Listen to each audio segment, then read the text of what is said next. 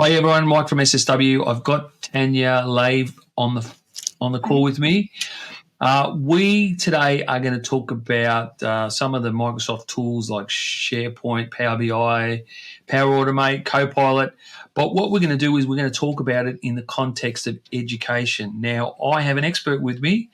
Tanya has been in education and in the aforementioned tools for quite a while. So welcome, Tanya. Thank you for having me, Mike. No worries. Yes, I've been in education for about 16 years, so predominantly in high schools. I'm also proficient in using the Microsoft suite, such as Power Automate, Power BI, and the other tools. So I've worked in both the Google environment and the Microsoft Office environment, but my experience really lies in the Microsoft tools. You work mostly in secondary schools, big schools, small schools. What sort of size schools have you worked in the past? I've worked in both. I've worked in also schools with boarding students as well, so a wide variety. Okay. You've got a deep passion for education and just helping kids grow and flourish, I'm guessing? Yes, I do. I do have a passion for education. I think it's invaluable to have the right information, the right tools available to have maximum student outcome. So that's what education's all about. It's enriching the education process and ultimately getting the best outcome for the students. Let's deep dive on a couple of the subject matter. So let's talk about data in schools. Because, and I didn't know about the boarding school thing, by the way, because I'm guessing that you've also got accommodation data. So let's talk about data in a general sense and maybe more specifically Power BI and how you represent data. So maybe have you got some examples of where data has helped, students and teachers and administrators increase learning outcomes and how data can assist that whole learning journey? Okay, so data is mainly coming from our school information systems. They may be in the terms of exports, or we have the ability, depending on the school, of an API connecting that data that we can extract it and use it in tools like Power BI. So the data, the reports that we pull from the school information systems are usually generally quite limited. So we can get, say, attendance reports, or it might be enrolment reports, or even behaviour reports from third-party software. But we can't see a holistic view. So that's where Power BI has been useful. We've been able to combine the data from each of the software, so the school information system, as well as the third-party softwares that integrate with our school information system. We've been able to create that relationship and customize reports to get a holistic view on individual students, cohorts.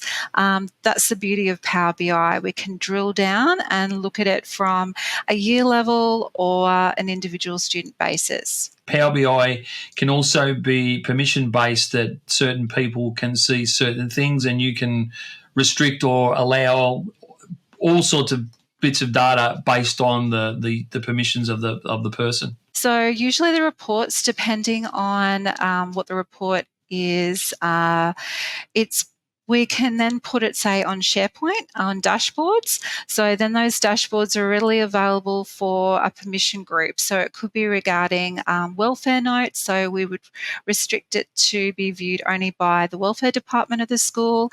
And then, of course, you've got the attendance data and any of those learning outcomes that we're wanting to provide the teaching staff. So that would be readily available across all staff. Have you got any examples of where you've helped improve the knowledge of the teachers or administrators to improve their learning outcomes? Okay, so sometimes we've had, say, occasions where the attendance data we've noticed on a Monday that there's a large amount of students that are going home just before lunch. So we've then had a look at other data. We've looked at the timetable data as well as the student attendance and the sick bay results and the attendance in that area. We've combined them and realised then that by having certain classes on a Monday, say a double English followed by a maths, and then possibly an assembly or a year level meeting, wasn't the ideal situation. Kids were disengaging. And then we had another look at our timetable. We arranged it and placed different subjects instead of the double English and maths, and maximise the attendance on that day. So it was highly beneficial to have those insights available. All right, let's move to collaborating on information. SharePoint has been around for a long, long time, and how you can use it in a sort of practical use case in schools. I've worked in schools that have had an intranet as well as no intranet at all, so I've seen both sides. I would definitely work in a school again where we have, say, SharePoint available, which is great for collaboration. It was permission-based, so you had access to only the files that you required and your department required. Without it, we had multiple files that were either not the latest version, we were sharing files via email, and it didn't give us a collaborative environment to update the information. So by having SharePoint, we were able to have the latest and greatest version of each file available. We had permissions across departments, so not everyone was accessing the files if not needed. We also had version history, which was fantastic because you knew exactly who was working on it last. We also had, say, the dashboard. So we were able to link Power BI to SharePoint and have those reports available, and also across different permissions. Almost use SharePoint like a Google across all of your documents across the whole school or enterprise, and search for specific pieces of information in all of your private or accessible to the person, but you can search across everything because SharePoint indexes everything. Is that true? That's correct, yeah. So SharePoint search was invaluable. So you didn't know if you had access to all departments, you were able to search and be able to find particular documents when needed. That was really important for administration as well as the leadership team. So predominantly I've worked in senior administration, so I always had access to a variety of departments' documents so that I could assist the teachers as well as the leadership team. So it was really important to be able to search to make sure that there was, first of all, only one version of that particular document and that it was being updated correctly, as well as just having access and making sure that we had the right information available.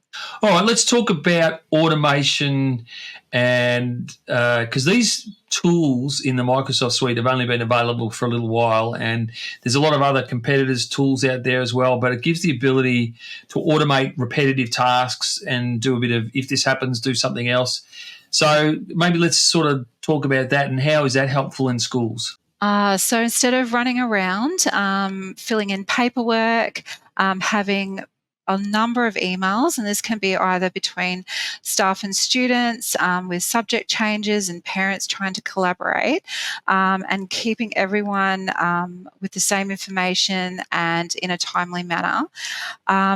Power Automate has been invaluable. So we've been able to, say, create a Microsoft form, automate that form, set it on the website, or it could be on our SharePoint if it's internal, have them update it, and then Power Automate basically sends off a chain reaction, I guess, across each of the approval states, and then you would be able to approve the status without actually having to be in person and having to call that person and saying, or asking, have you received this document? So you know exactly where the state of that particular approval is at any time. So this was great with subject changes as well as change of assessment dates, all those things behind the scenes that the admin is really and the curriculum team is helping with. Let's talk about the future, because AI is a big thing. Microsoft has Copilot and there's ChatGPT. So where do you see it going with the future with AI? With AI in schools, there's a lot of, I guess it could be fraught with danger because a lot of students might be using it for assessment. However, there's many positives in using AI, and I think for the future, AI can definitely give insights in real-time data and manage and help student outcomes. So an example I think it could be used well in is predicting ATAR results for students and giving them real-time insights, not just the student, but the teaching staff as well. So Wow. after assessment, they collate that data instead of us manually collating that data and waiting for a series of results to be available to be able to do this. AI could then predict and learn from those results and predict the ATAR at the end for that student. That's interesting. So they can actually make corrective actions to their learning plan whilst they go, rather than waiting for the end of the year. So a teacher could work with the student to Exactly. actually. Yeah. Oh wow, that's really cool. Oh, that's fabulous. Yeah, AI's got a lot of promise. Obviously, you've got to be careful. Privacy is important.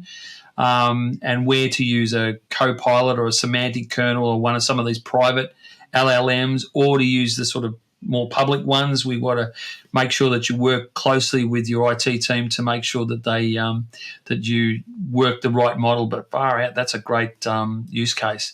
Now let's just let's sort of round it off, because obviously it's pretty confusing for some IT, and executing on projects is a I know with SSW we've got a fairly rigorous process for executing on projects, but how have you found working in schools? What do you do? Do you use Scrum and Agile? What would you do in schools to execute on tasks and projects? The most recent project that I can think of was in quite a large school. We had a lot of stakeholders. It's a busy environment, so you've got to plan really well. I usually assign, say, 6 months in advance and try and incrementally work towards the goals of the project. So we set the goals early. We set exactly what we want. We want the time frame as well as what we're wanting out of that particular project. We then get a test group available. So it's usually our group of most Early adopters. technically confident, Yeah. maybe. Yeah, Yep. early adopters. Yeah, that's right. Of technology, so that they can help with the change. So change in large environments can be very difficult. So you've got to get everyone on board. I think open communication is really important, letting them know that this change is going to be happening. I would then set up a test environment and Okay. then start working and configuring everything behind the scenes, working with these early adopters and making incremental changes and getting their feedback. Where possible, I would also work with the software developers if it's a software change, in Mhm. making and customizing the software as much as possible to make it as user-friendly for the teachers at the end. We have a large amount of teachers that are, I guess, towards the end of their teaching journey. Yes. So we want to be able to give them the best opportunity in adopting the new technology as within a controlled environment, I guess, and Yep. as easy as possible. Yeah, perfect. Yeah, fabulous. Oh, well, that's really cool. So let's just summarise what we discussed today. We spoke about you've got some deep expertise in education. You brought some valuable insights to us. We spoke about how data is useful for learning outcomes. We spoke about how collaboration and sharing of information and tools like SharePoint can help. We spoke about how automation can streamline processes. We spoke about AI and how it can be useful in the school environment. And then lastly, we spoke about how you can actually implement projects within schools, whether they're small or big. You've got to be able to do it in a systemized, streamlined approach. Thank you so much for your insights today, Tanya. Anything else you'd like to add as a closing point? No, I'm just very excited about the changes. So I think with AI coming on board, I think it's going to be fantastic in schools. I think within a positive light, it can really make a difference and help an industry where change is very difficult, but also it will assist teachers achieving the best outcomes for the students. Yeah, and that's the main thing we care about, making sure that we make teachers, administrators' lives easy, because ultimately we want better educated kids. So that's the main goal at the end of the day. Thank you again, Tanya. I really appreciate you spending some time with us. Thank you very much, Mike. Bye.